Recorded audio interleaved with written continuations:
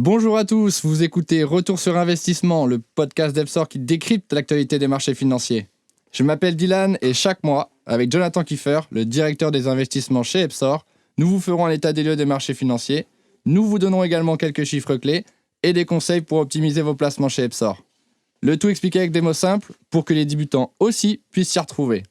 Avant de commencer, je voulais bien notifier que nous sommes au moment de l'enregistrement le 5 mars 2021 et que les chiffres que va vous communiquer Jonathan sont datés du 28 février 2021. Bonjour Jonathan. Bonjour Dylan. Alors, en janvier, on se rappelle qu'il y avait eu un déclin sur les marchés en fin de mois, lié notamment aux nouveaux variants de Covid-19, mais également à l'affaire GameStop. Est-ce que depuis, le marché a repris ou il y a eu d'autres événements marquants ? Alors effectivement, depuis fin janvier, les marchés ont fortement rebondi, notamment début février. C'était d'ailleurs à ce moment-là qu'on avait enregistré le premier épisode de ce podcast.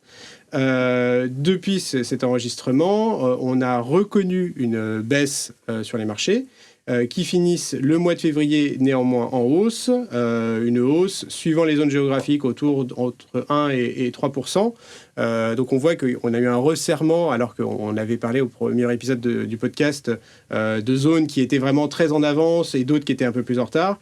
Là, finalement, tout s'est reconcentré et s'est reconcentré sur une thématique qui est nouvelle, qui est des anticipations de surchauffe de l'économie. Alors, une surchauffe de l'économie, finalement, c'est plutôt bien. Hein. Ça veut dire que le marché repart, que l'économie repart, que les contraintes liées à la crise, aux crises sanitaires s'atténuent. Le problème, si problème il y a compte tenu de ça, c'est que finalement, si tout redémarre en même temps, compte tenu des plans de relance massifs votés par les États, compte tenu de l'épargne accumulée par finalement tous les particuliers qui n'ont pas pu dépenser pendant toute la crise sanitaire, les marchés ont peur que finalement l'activité redémarre trop fort et que ça entraîne un retour de l'inflation. C'est vrai qu'en ce moment, on entend beaucoup parler d'inflation, notamment dans des articles. Je pense qu'il serait intéressant que tu nous redéfinisses ce terme et ses conséquences sur le marché. Donc, l'inflation, c'est vraiment la définition, c'est la perte du pouvoir d'achat de la monnaie. C'est-à-dire que même si tu as toujours la même chose sur ton compte en banque à la fin du mois, ce que tu vas pouvoir en faire, ça sera moins. Tu pourras acheter moins de choses parce que finalement, le prix des services ou le prix des biens, et les deux, c'est des facteurs d'inflation différents, aura augmenté. Et donc ça, c'est finalement ce qui fait peur aux épargnants, ce qui peut faire peur aussi aux économies, aux économistes, et au final, le rôle des banques centrales est qu'il y ait de la relance économique et de la croissance sans forcément qu'il y ait une inflation qui soit non contrôlée. Puisque des périodes d'hyperinflation ont été connues et bien connues dans l'histoire, et ça, c'est généralement pas soutenable et ça entraîne des nouvelles crises économiques. Et il faut bien voir que là, on ne parle pas d'inflation. L'inflation, aujourd'hui, on ne la note pas. Et d'ailleurs, l'inflation, on la note en suivant des indicateurs, et c'est des indicateurs, par exemple, l'indice des prix à la consommation, c'est donc qu'est-ce qu'on fait avec l'argent. D'autres facteurs d'inflation, c'est par exemple l'inflation des salaires, ça c'est un vrai moteur de l'inflation. Et là, aujourd'hui, on ne voit pas d'inflation sur les salaires, puisqu'on est encore dans la crise, on a encore du chômage, on a encore des activités arrêtées, donc on n'est pas du tout dans cette configuration-là. Donc aujourd'hui, les indicateurs ne montrent pas d'inflation. Par contre, les marchés anticipent un potentiel inflation, notamment si tout le monde veut consommer au même moment. Et donc, quand il n'y a pas assez de biens à mettre en face d'un besoin de consommation, les prix mécaniquement peuvent augmenter. Et en quoi ça serait un problème ? Ça serait un problème notamment si les banques centrales, pour juguler ça, augmentaient les taux d'intérêt. Et une augmentation des taux d'intérêt, ça pourrait avoir pour conséquence de freiner la reprise. Donc on voit bien que trop de reprise peut freiner la reprise. C'est ce côté un peu antinomique peut faire peur au marché. Très bien. Merci Jonathan pour ta réponse. On a vu en début d'année, c'était plutôt les fonds orientés PME qui surperformaient. Est-ce qu'on est toujours dans la même configuration ou ce sont au contraire plutôt des fonds orientés tech ou ISR par exemple qui affichent une bonne performance ? Alors, si on se passe, encore une fois, à fin février, on voit que les deux meilleurs fonds, ça reste les fonds PME qui avaient très bien commencé l'année et qui ont fait aussi un très bon mois de février. Et donc, à fin février, leur performance est de 9% pour le fonds OFI PME et de 6,6% pour le fonds Plus-Valca Initiative PME, dont on avait déjà parlé dans le dernier podcast. Tout à fait. Après, tu cites les fonds tech ou les fonds ISR. Alors, c'est justement pour les raisons que j'ai évoquées précédemment, c'est plus compliqué pour eux. Ça a été notamment plus compliqué pour eux en février. Et on retrouve aujourd'hui, par exemple, deux fonds qu'on apprécie particulièrement chez Epsor et qu'on retrouve dans pas mal de nos profils d'investisseurs.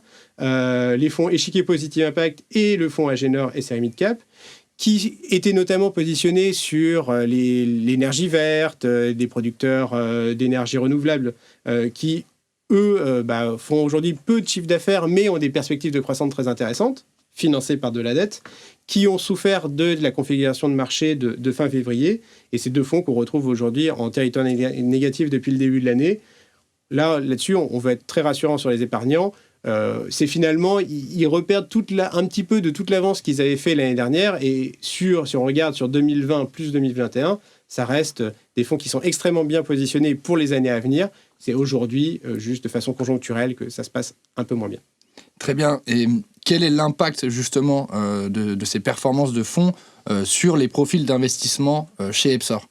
Alors, de façon assez naturelle, on propose aujourd'hui 3 profils, PME, ISR et Tech.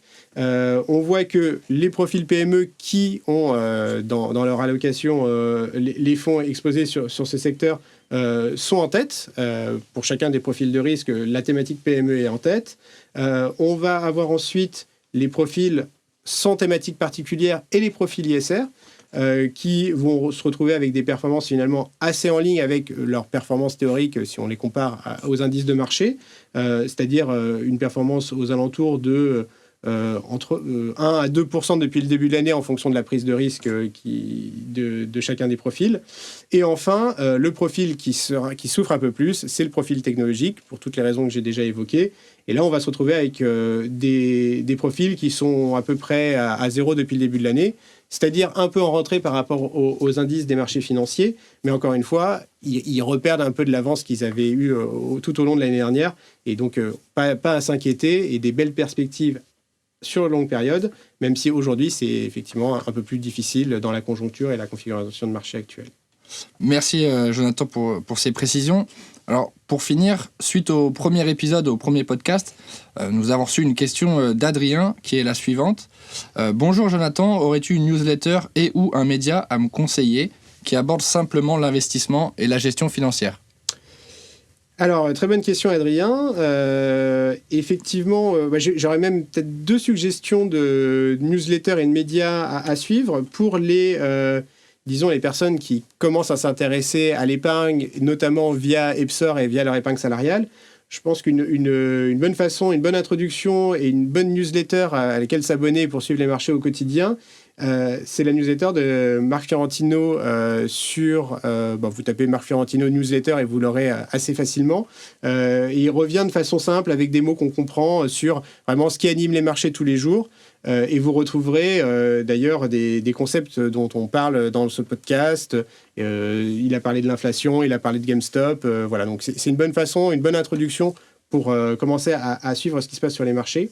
Et puis pour les utilisateurs avancés, les épargnants qui veulent vraiment aller creuser ce qui drive les marchés en profondeur et alors pour aller voir vraiment toute la mécanique, en quoi l'inflation, les taux d'intérêt fait qu'il y a des différences entre les différents secteurs. Alors, c'est à la fois un site internet et on peut le suivre sur Twitter, puisqu'il y a beaucoup de posts sur Twitter qui permettent de suivre l'actualité en temps réel. C'est en anglais, ça s'appelle Zero Hedge. C'est un peu des news et des infos d'insiders de Wall Street. C'est assez basé sur aussi la gestion alternative. Donc pour tous les professionnels de la finance ou ceux qui ont envie de s'intéresser de façon un peu plus pointue au sujet, Zero Hedge sur Twitter et leur site internet. Très bien, merci Jonathan. On vous mettra les liens de ces newsletters et médias en commentaire sur les réseaux sociaux.